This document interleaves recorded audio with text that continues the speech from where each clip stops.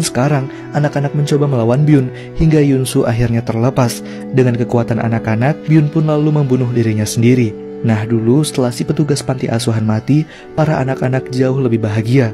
Sekarang, anak-anak meminta Yunsu untuk tinggal bersama mereka karena hanya Yunsu lah yang peduli dengan mereka.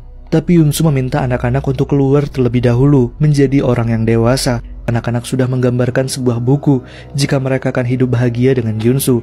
Mereka ingin agar Yunsu berada dengan mereka selamanya. Jadi, apa yang telah terjadi memang sudah ditulis oleh anak-anak, dan cerita tentang Yunsu berakhir di sana.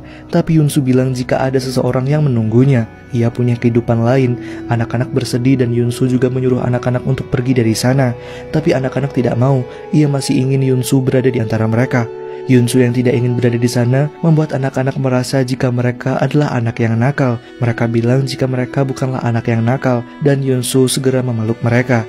Yunsu meminta maaf karena tidak bisa menjaga mereka lagi. Anak-anak mungkin bahagia jika Yunsu ada di sana, tapi Yunsu yang akan jadi tidak bahagia. Yunsu masih memeluk Yonghee. Yonghee lalu bilang jika ia menyukai Yunsu, dan kemudian menyuruh Yunsu untuk membakar buku ceritanya.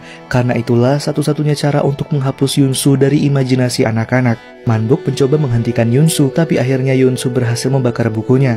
Ceritanya terjebak di sana sudah usai. Anak-anak bersedih karena artinya Yunsu akan meninggalkan mereka dan tidak bisa diatur lagi. Begitupun Yunsu yang juga menangis, hingga Yunsu tidak sadarkan diri. Ketika terbangun, matanya berair dan ia berada di dalam hutan. Ia mencoba menelusuri hutan tersebut hingga akhirnya berhasil menemukan jalan keluar. Ia kemudian mendekat ke para polisi yang sedang menyelidiki kecelakaan yang menimpa Yunsu. Yunsu tampak sangat bingung dan polisi mempertanyakan kemana saja Yunsu selama ini dan keanehan lainnya tentang kecelakaan yang terjadi. Singkatnya, Natal pun tiba. Yunsu sudah menjadi seorang ayah. Ia tidak tahu apakah kisah tentang anak-anak yang ditemuinya dulu hanyalah mimpi atau benar-benar terjadi. Dan setelah itu, Yunsu mengumpulkan berita keanehan yang mungkin bisa menghubungkannya dengan kejadian aneh tersebut. Nah, dari berita yang ia dapatkan, Byun adalah seorang pendeta pembunuh anak-anak.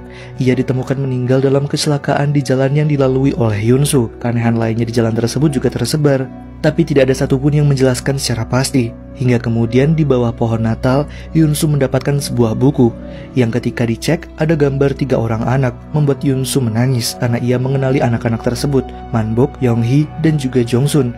Anak-anak tersebut sadar tanpa adanya orang tua pun mereka tetap menjadi keluarga yang saling melengkapi. Nah, anak-anak itu rupanya mengunjungi Yunsu dan setelah itu pergi, dan cerita berakhir. Dan itu